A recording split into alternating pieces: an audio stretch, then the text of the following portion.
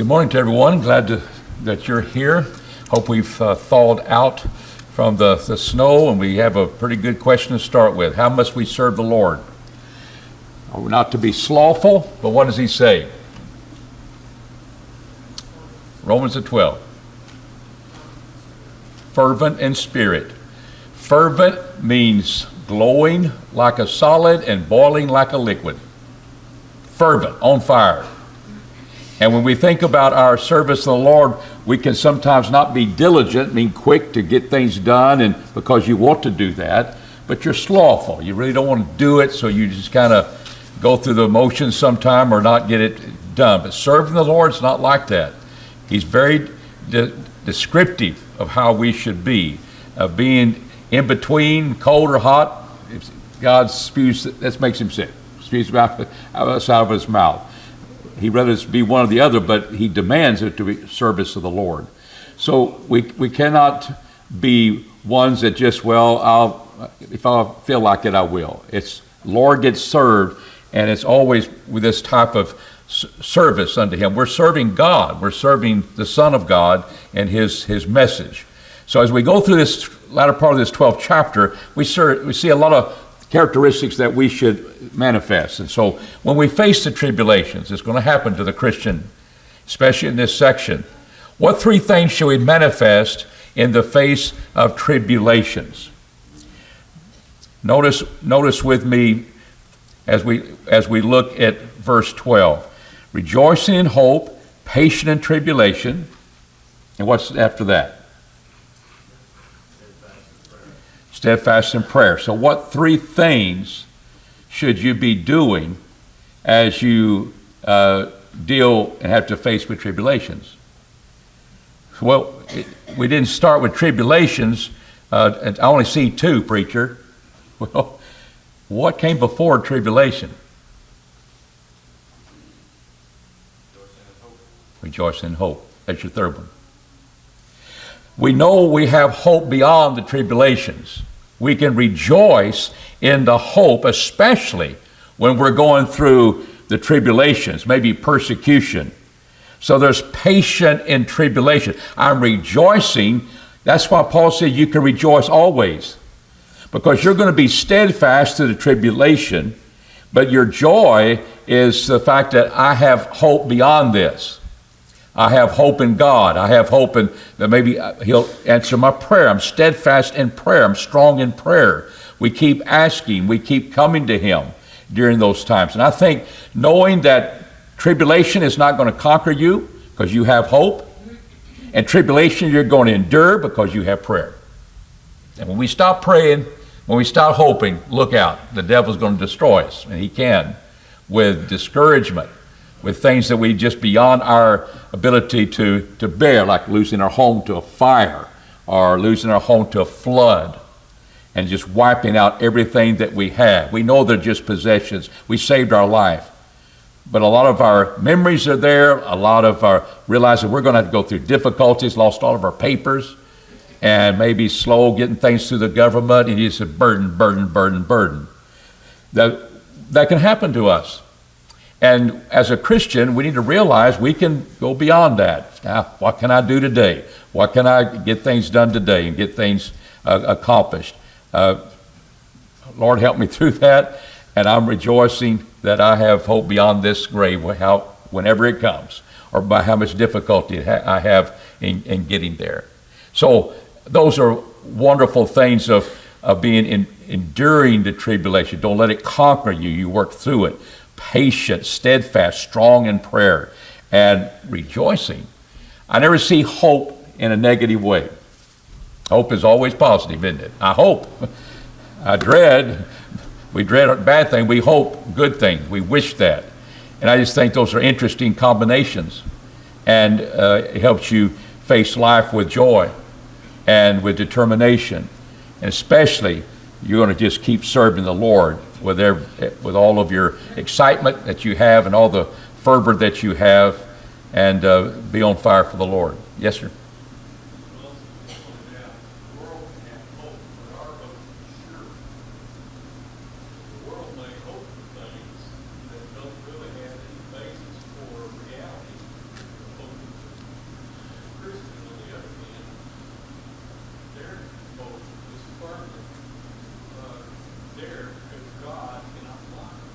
That's right. And our hope is in the Lord, and He is our hope.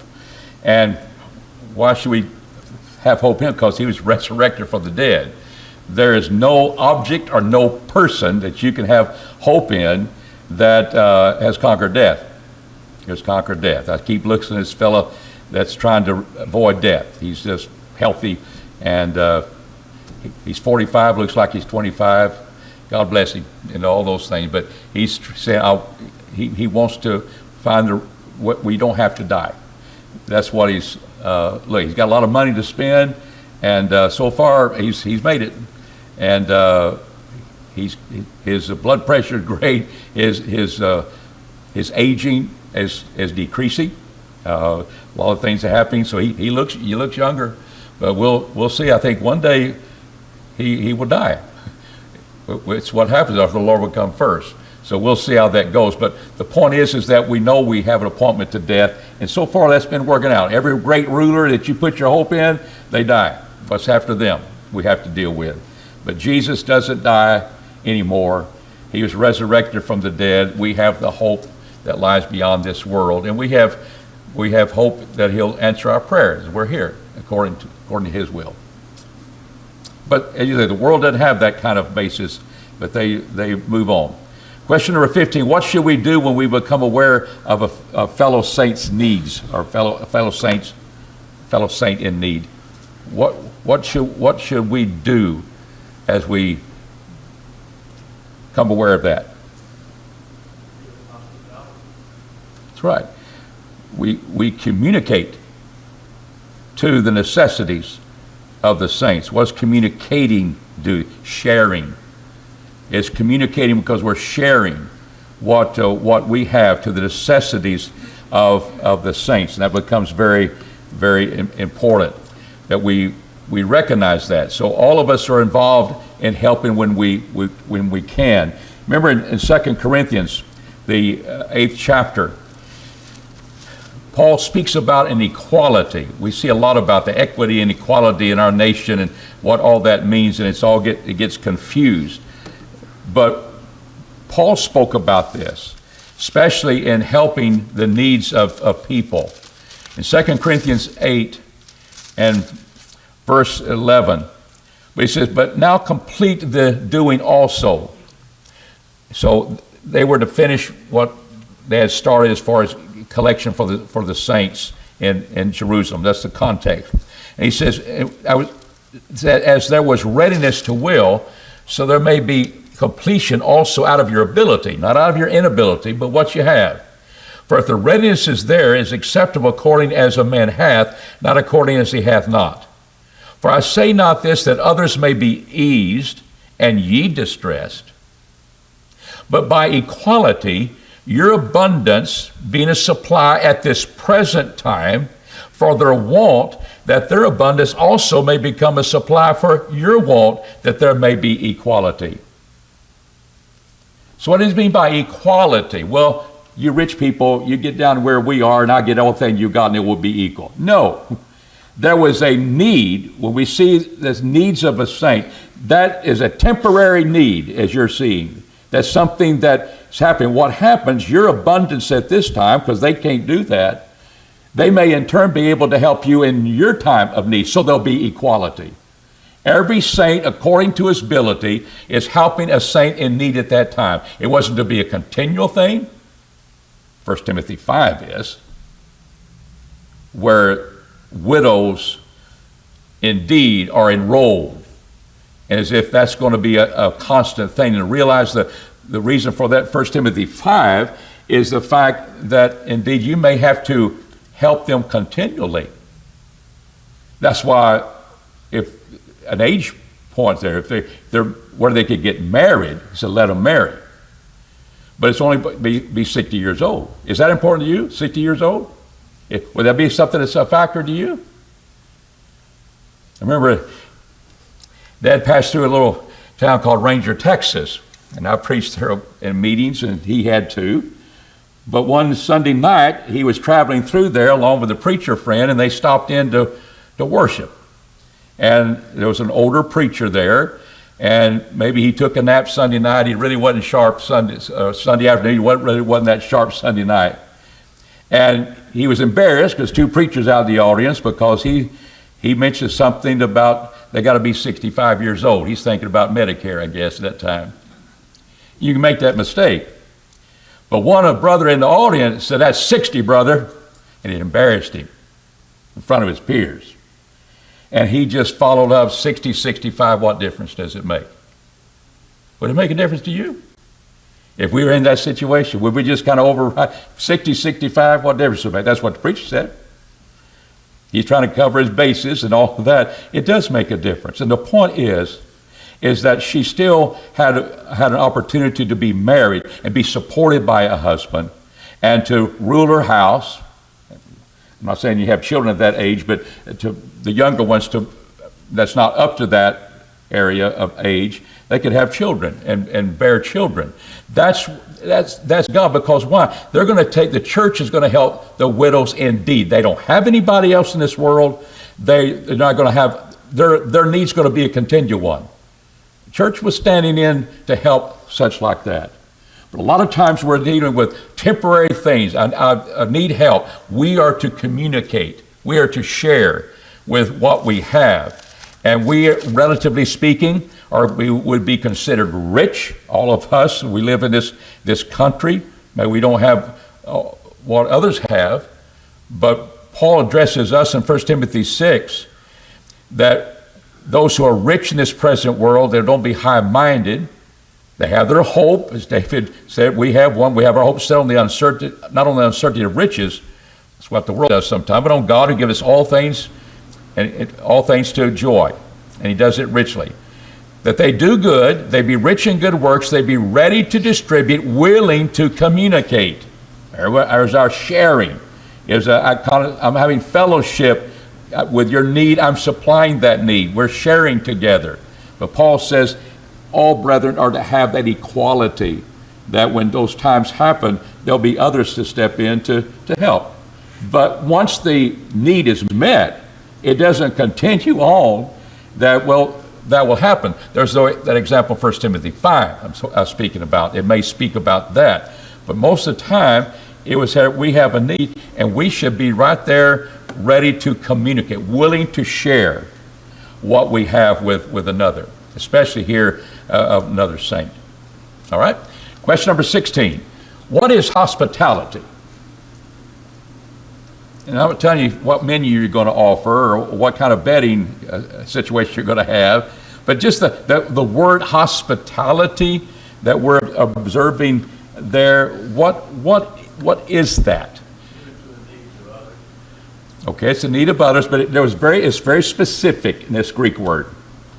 Hospitality. Hospital, we get that. We're going to help somebody in their needs. So that concept is there. But it means love of the strangers. And we got to realize back in that time, they had inns, but there wasn't a Motel 6 everywhere, or all the motels that you have, like we do today. There was indeed, the traveling was very difficult.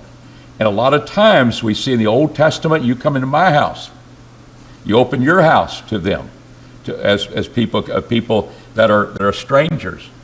And that's the type of hospitality, love for strangers. They may be brethren from other places, and you may have that relationship as a Christian, but they're strangers, they're passing through. And you're there to be involved in helping them. So when we speak about hospitality, we're speaking about that type of welcoming of the strangers. So what should be our attitude towards that? What should be our attitude connected with that? Okay. We are to be given, that's right, given to hospitality is what the Bible says, but we're there.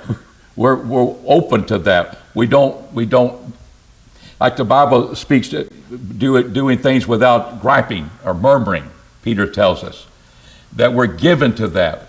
That's what we're ready to do that. We're opening our doors. We're doing what we can to help a person as they need a place to stay, or they need some help. So that was very common when people are traveling, and they travel. We see in the book of Acts.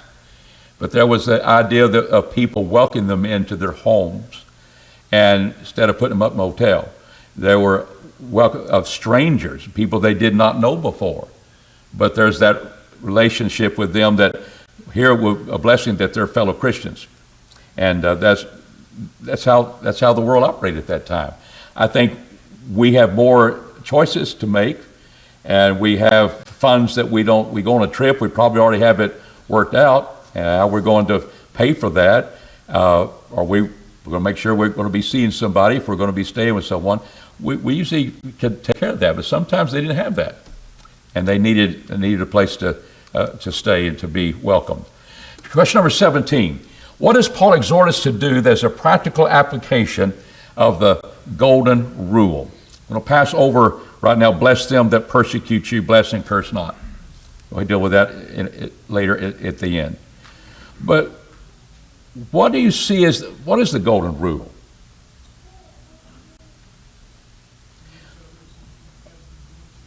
Okay, and it's a very positive thing. It's not what you wouldn't have them do, you don't do it to somebody else. As you would like to be treated, you treat them the same way. And so, do you like to, when you're happy, to share that with somebody while you're happy? And when you're sorrowful, sometimes we need somebody to share that. Verse 15, rejoice with them that rejoice. Weep with them that weep. And sometimes people don't want to hear your sorrows, and they surely don't want to hear about your success. That's not the way a Christian ought to be. We'll weep with those who weep, and I don't want to hear you bragging about yourself. And there's people that brag about themselves, and they're irritating, I know. But the point is that you're rejoicing in something. Brethren ought to share in that. We're one body. We're members one of another. And you know what? I would like someone to give me an ear when I'm down. I'd like someone to share some good news with you, that they really rejoice with me over that, instead of, okay, big deal, because I wasn't able to rejoice. It wasn't something about me. So there's that selfless love seeking the well-being of another that is entrenched in the character of the true Christian. And when people are really rejoicing with you and happy with you, and you know when they stare into space, that's nice, or go on something like that. But that's the character we ought to develop. If we're not like that, this is the way we're supposed to be. Rejoice them, rejoice, weep with them, and weep. And our love is to be unfeigned love for the brethren. It's not put on. It's not trying to brush people off. Well, fine. When deep down we're not rejoicing with them, or we're not that sorrowful for that's happening to them. Any questions on that? That's to me the application of just the golden rule. And may thou help us. I would like to be treated with such reception, whether I'm rejoicing, whether I'm weeping. How can different brethren, we all are different, all come from different backgrounds, all have different experiences, and yet we're supposed to be one body, and Paul is addressing the practical side of the doctrine that he has been setting forth for redemption. And here we are with one another in the same body, but how can we be of the same mind? Let's read what we have here in verse 16. Be of the same mind one toward another. That's a command, a suggestion. Corinth had division. They weren't of the same mind. So there's the same goals, there's the same concepts, there's the same law that we're going to follow. Rejoice with those who rejoice, weep with those who weep. We may have to develop that better in all of us, but we're all striving to be, this is where we're going to go. This is how we're going to live. And he's telling us that. Well, how can we do that? How can different brethren be of the same mind? In doctrinal matters, certainly not in individual ideas.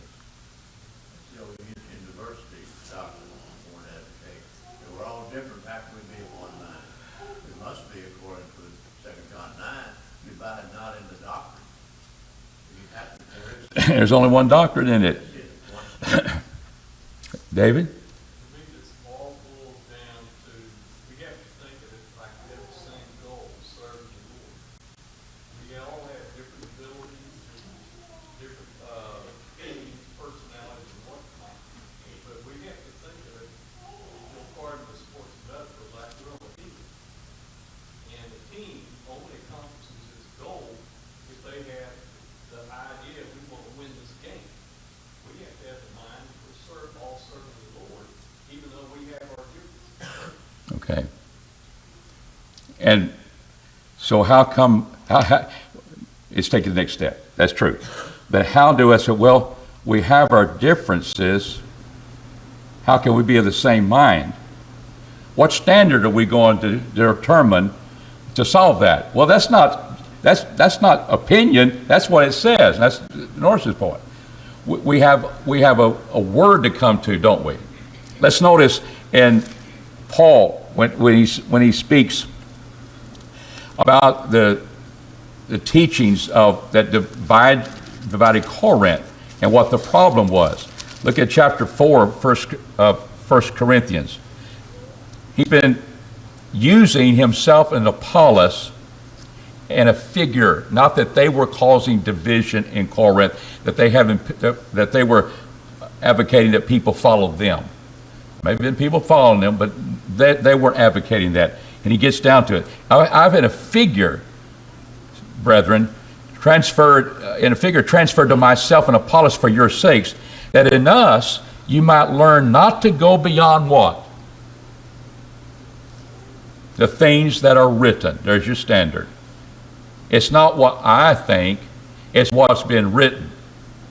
It's not this person's opinion, and therefore we'll okay, that's good. Whatever you want to do is we'll just have diversity, but which you are united. You've got a doctrine to follow, and it's been revealed, hasn't it? It's written to us.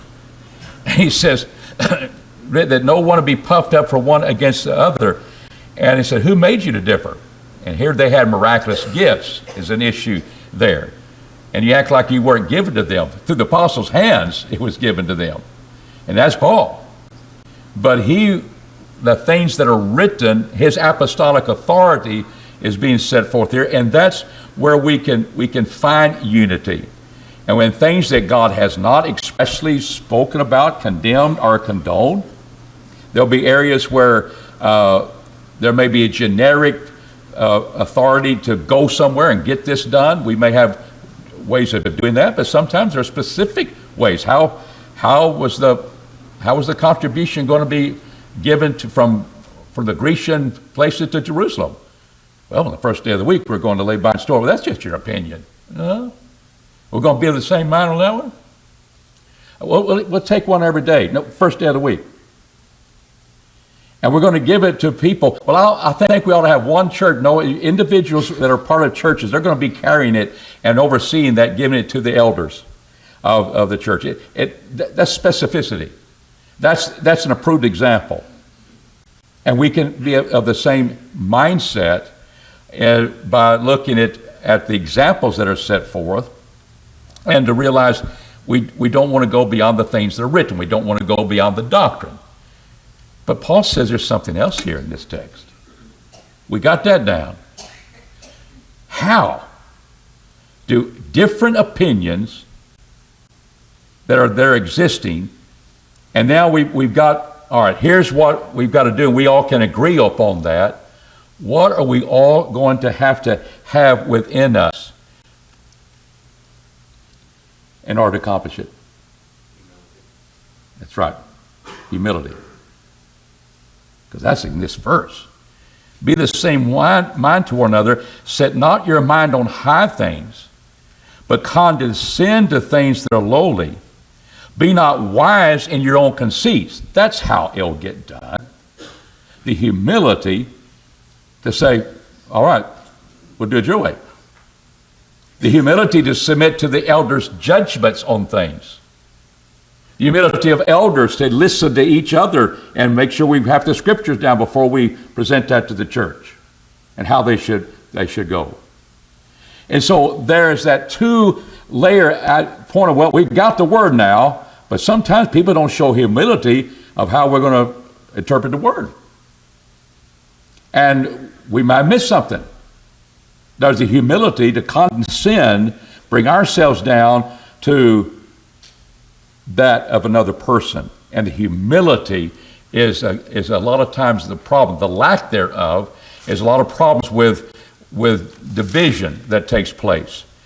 And James speaks about the wisdom that comes from above and the wisdom that is of the devil. Verse 14, if you have bitter jealousy and faction in your heart, glory not and lie not against the truth. This wisdom is not a wisdom that cometh down from above, but it's earthly, sensual, devilish. For where jealousy and faction are, there's confusion in every vile deed. But the wisdom that is from above is first pure, got pure motives, pure heart. This is what it says. I'm going to follow that. And the other person, that's right, we're going to do that. Then peaceable, gentle, easy to be entreated. Easy to be entreated. You have to have humility to do that. Or you're wanting to get your way and you're going to tell them off. You're going to explode. How dare you question me? How dare you go against what I say? And that's not the wisdom that comes from above. That's devilish. You're full of mercy and good fruits, without variance, without hypocrisy. You give me somebody like that, and you give me another person like that, another person like that, we can be of the same mind. And we may have different ideas of getting something done in order to carry out God's command that he didn't specify how to do that. Of just working together. But the big picture is that we're serving the Lord, not our own egos. We are wanting what is written. We're not going to go beyond that which is written, so we can have the unity. So what happens there? Someone will not be puffed up against another. There's your division. Puffed up against another. Corinth was puffed up against Paul as an apostle. They didn't like it. They didn't like what he was saying. They're trying to destroy him. And Paul is trying to show there, here's where we have to come back to what is written. He didn't kind of give up his apostolic authority. But the point is of that puffed up, factious, I've got to have it my way. I've known preachers, and there'd be young preachers that come around, and they would get in trouble with the older preacher where they were. And because they didn't say the things the way the preacher says it ought to be said. And we may be years saying things the way we always say it. And that may be the best way to say it, but someone comes along and expresses it a little differently, that doesn't mean they're wrong. That you jump all over them and try to destroy them and thinking you're not respecting your elders. And sometimes we can be so caught up, that's the way I say it, and therefore that's the way it's got to be, when that's not necessarily so. And we have to be humble. Maybe that's a better way of saying it than I have said it. And we all of us can be growing, but we can be of the same mind and be different in our backgrounds and our experiences, but we can't be different of what God says is supposed to be done. Look at Romans the 16th chapter. Here was where you warn people about people like this. You warn them publicly. I beseech you, brethren, mark them that are causing the divisions and occasions of stumbling, contrary to what? We can't go beyond that which is written. So what does he say here? That's kind of contrary to the what? Doctrine, which we theorize about and we just take it or leave it. 60, 65 makes no difference. No. The doctrine which you what? Learned. You know it. You can know it, I can know it, because it's written here. We can know it. I've seen this verse used. If you just cause trouble in the church, you're causing division, then we're going to mark you. Well, what did I do? It's just your attitude. No, what did I do? Where did I contradict the teachings of God? And that's not what this verse is dealing with. It's contrary, it's the divisions they cause because you're contrary to the teaching that we learn, that we've learned correctly, that is there. We can come back to what is written. And here are people that are going contrary to that. Who cause divisions are those they pride in themselves. They're not going to stand by what is written with the scriptures, and not easily entreated, and that will always cause the division. And we've got to eliminate that. We have to be of the same mind. That's a command. How do I do that? With humility, come back to the scriptures, and realize this is a doctrine that is set forth there. We need to uphold it in our service to the Lord. And if I miss something, before you miss something, let us know. That's all I know to do, because we're all fallible, except infallible Paul, in what he taught. Any comments, questions on those things? Those are, I think, some good guidelines to follow. Yes, sir. Before I was born, my dad preached me out in West Texas, very young person, and he was attending a Bible class, and there was this older man that did not like trying to be taught by such a young preacher as my father was back then. And so he said, "We're not going to listen to you," or he said something to that effect. Fortunately for my dad, some older man said, "We've assembled here, we're going to listen to what he has to say." The Bible, he said something to that effect. So that's a warning, I think, that older Christians may need to be careful that just because they've lived longer and have studied the Bible probably a lot longer than some younger people, be willing to listen to younger people too. It just must be West Texas, because I had the same problem. No, different. I know where your dad was. I went in that church. It's just that there's different. They're farmers, and I found that out. Of course, I was young too, and I knew, but I was well aware of the type of questions that people would ask or say. They were testing the younger guy. It was always testing. But finally, your dad got through that, and finally, I got through that. But that's true. And I, as an older person, I don't want to ever do that, because I know how it makes you feel, and it's discouraging.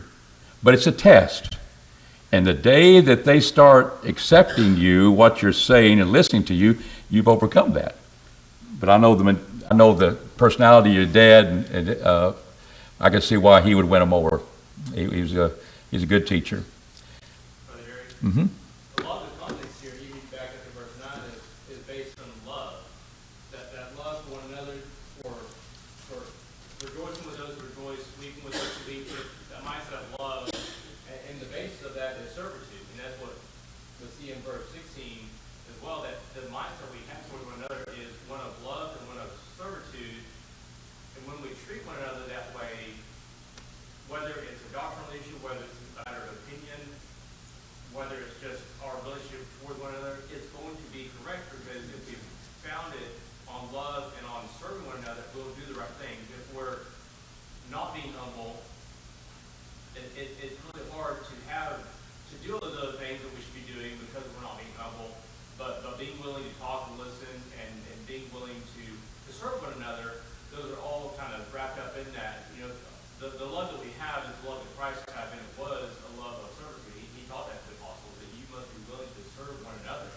Not who's going to be on my right hand. That wasn't the focus. It was that's not where you should be focused on. And so I think that's kind of wrapped up in here as well. That if you have that, it's easier to be of that same mind.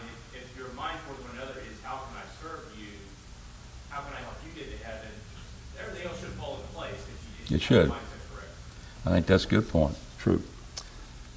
All right. What will destroy being of one mind? I think we've kind of covered that. Where we're conceited with our own thoughts that we're better than anybody else. It's the type of idea. Verse 16, that we not to be wise in our own conceits.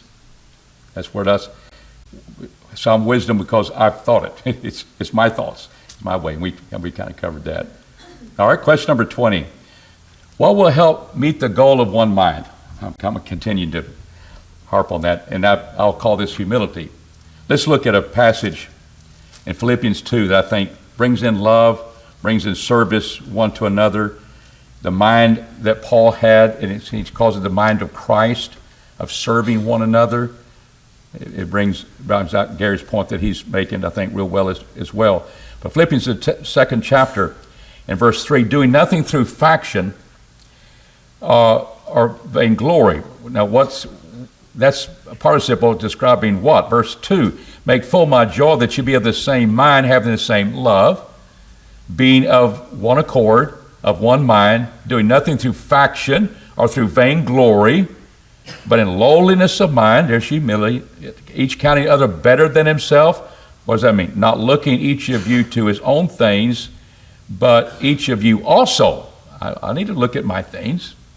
I have something to offer or something to suggest in the discussion, but not looking each of you to his own things, but each of you also to the things of others. Have this mind in you which is in Christ Jesus. What did he do? He went to the cross. He gave himself so that we could be saved. He served us and this manner of dying upon the cross for our sins. But there's a love, there's a one accord, there's being of the same mind, and there is just that humility. And we boil that down, that sometimes that's kind of a core sometimes that's happening. And we have to really have to lower ourselves, and this is a determination. I'm seeking the well-being of another, not my own goal of ego being stroked or being destroyed. It's not like that at all. But the world, don't we all have an ego of an idea of ourselves? We love ourselves, and that helps us love one another, the golden rule. But it also, we have to keep that in check, especially when we have to work together as a group, as a local church. Is there anything wrong with getting even with those who have done us wrong? Anything wrong with that? Do you see anything that would say yea or nay? Simply pay no one evil for evil. Certainly want to do that which will encourage them to realize their error. Okay, remember no man evil for evil. Yeah, they did me wrong, evil. I'm not supposed to return that, am I? So it's wrong to hurt somebody to get even. And yet that's what people maybe want to do because they're hurt so badly. I'll get even. But render no man evil for evil, but take things honorable in the sight of all men. Verse 19, we'll use this in another application in these questions, but avenge not yourselves, beloved, but give place to the wrath of God. So don't get even, you give place to the wrath of God. So that mindset, if that's been your mindset and live in the world, you do me wrong, I'll do you wrong back. And I think President Trump had a good thing. The idea of revenge is success, is everybody prospering, not getting even with somebody. And that's the mindset that we ought to have. What should we do about the things that are honorable in the sight of all men?